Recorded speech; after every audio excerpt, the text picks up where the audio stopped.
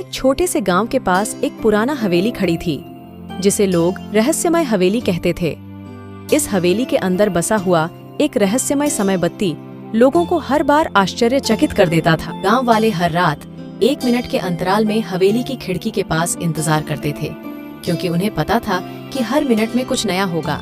एक रात एक छोटे से लड़के नामक राजू ने नए साल की रात हवेली में प्रवेश किया। वह रहस्यमय समय बत्ती की खोज में था। जैसे ही वह हवेली के अंदर पहुंचा, वहां एक बड़े से सुरक्षा कोट से बंद दरवाजा उसके सामने आया। राजू ने दिल से सोचा, इसे खोलने का कोई तरीका होना चाहिए।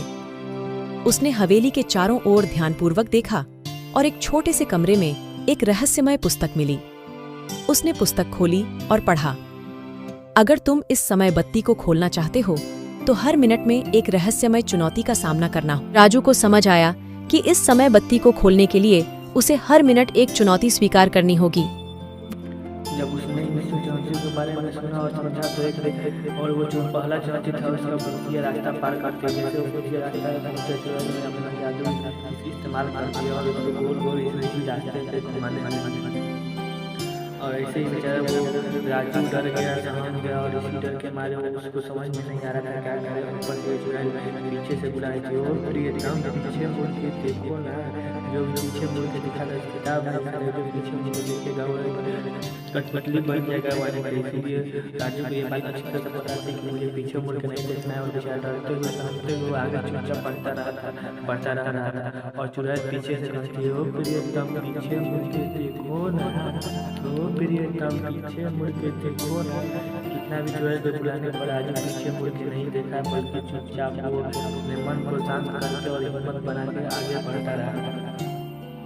ऐसे ही बहुत देर तक वो चलता रहा, चुड़ैल उसके पीछे आती है, बोलती है, ओ प्रियतम पीछे मुड़ के देखो ना।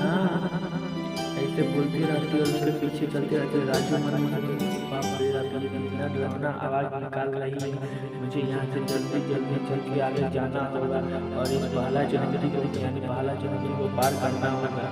ऐसे भी करके ऐसे ही वो बहुत दूर तक चलने के बाद चलते रहा, चलता रहा। चुड़ैल उसके पीछे से आवाज देती रहती, ओ प्रियतम पीछे मुड़ के देखो ना।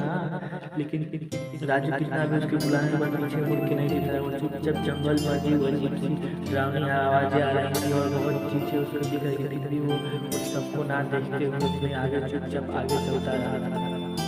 आगे चलते बहुत दूर तक चलने के बाद एक तालाब आया। तालाब को पार करने के बाद फिर भी वो चुड़ैल उस तालाब का तभी उसका पीछा करते रहेंगे। वो एकदम धीरे जैसे वो तालाब को पार करेगा, उस तालाब को पार करते ही उसके सामने एक घर आया। उस घर में जाने के बाद देखिए आगे क्या हो। वह निर्धारित समय में चुनौतियों का सामना करता रहा और उन्हें सफलता से पारित कर। बीते 1 घंटे बाद जब उसने आखिरी चुनौती को पारित किया तो दरवाजा खुल गया और समय बत्ती उसके सामने थी।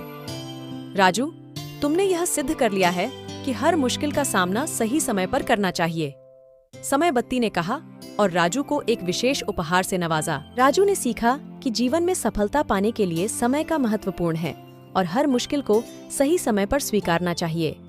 इस रहस्यमय समय बत्ती ने उसे एक अमूल्य शिक्षा दी और वह गांव वालों के बीच एक महान उदाहरण बन गया।